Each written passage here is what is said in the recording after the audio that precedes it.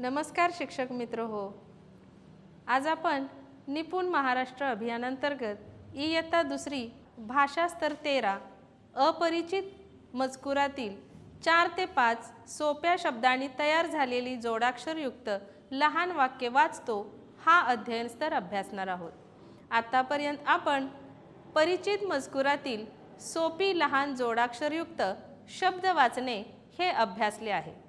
आता आपण वाचन स्तर 13 या घटकात विद्यार्थ्यांना जोडाक्षरयुक्त नवीन शब्द वाचता यावे, त्यांचा आत्मविश्वास वाढावा आणि हळूहळू लहान वाक्य वाचता यावीत हाच उद्देश समोर ठेवून विद्यार्थ्यांना वाचनाची आवड निर्माण व्हावी हा मुख्य हेतू घेऊन निपुण महाराष्ट्र काम करत आहे. शिक्षक मित्र हो, प्रथम आपण विद्यार्थ्यांना जोडाक्षरे म्हणजे काय याबाबतची संकल्पना स्पष्ट करायला हवी. मराठी भाषेत स्वर, व्यंजन, मात्रांची ओळख झाल्यानंतर विद्यार्थ्यांना जोडाक्षर हा घटक शिकवताना थोड्या अडचणी निर्माण होऊ शकतात. कारण दोन व्यंजनं एकत्र येऊन एक नवीन उच्चार व आकार निर्माण होतो. तेव्हा मुलांना ते समजावून देण्यासाठी योग्य उदाहरणे, गोष्टी, खेळ व उपक्रमांची गरज वाटते. विद्यार्थ्यांना त्यांच्या रोजच्या बोलण्यात येणाऱ्या जोडाक्षरापासून आपण अध्ययन स्तराची सुरुवात करूया. उदाहरणार्थ शिक्षक, पुस्तक, प्रश्न, शत्रू इत्यादी. त्यामुळे हा घटक शिकवताना मुलांच्या दैनंदिन आयुष्यातील शब्दांचा वापर केल्यास अध्ययन अध्यापन सोपे व आनंददायी होईल. शिक्षक मित्र हो, वर्गाची सुरुवात संवादाने करावी. शिक्षक प्रश्न विचारतील, मुलांनो आपण शाळेत येताना कोणाकोणाला भेटतो? मुले, मित्रांना. शिक्षक म्हणतील, छान. मित्र इथे मित्र हा शब्द तयार होताना त आणि र एकत्र येऊन नवा आकार व उच्चार तयार झाला. त्र यालाच आपण जोडाक्षर असे म्हणतो. अशा प्रकारे परिचित शब्दांमधून जोडाक्षरांची ओळख करून द्यावी.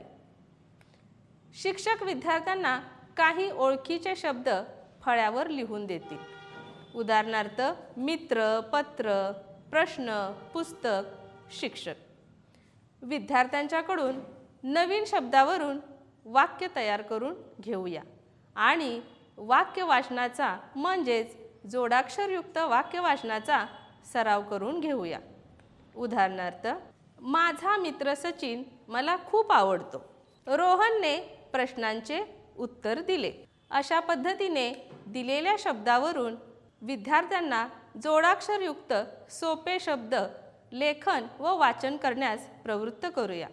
मुलांनी दिलेल्या उत्तरांचा स्वीकार करूया. योग्य उत्तरास शाबासकी देऊया, म्हणजे त्यांचा आत्मविश्वास वाढेल. त्यानंतर आपण अजून एक कृती करून घेऊ शकतो. गाणे व कविता वापरून जोडाक्षरांचे दृढीकरण आपण घेऊ शकतो. गाणे: मित्र मिळतो शाळेत, पत्र येते घरी, पुस्तकातले ज्ञान घेऊ, आनंदी होऊ सारे.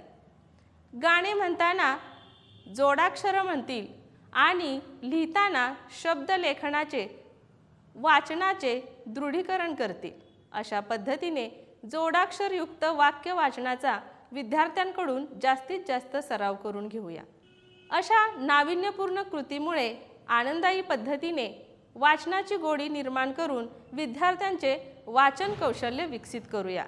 तर मग आपणही निपुण महाराष्ट्र अभियानांतर्गत एक पाऊल पुढे प्रगतीपथावर टाकूया आणि विद्यार्थ्यांच्या प्रगतीला साथ देऊया. धन्यवाद.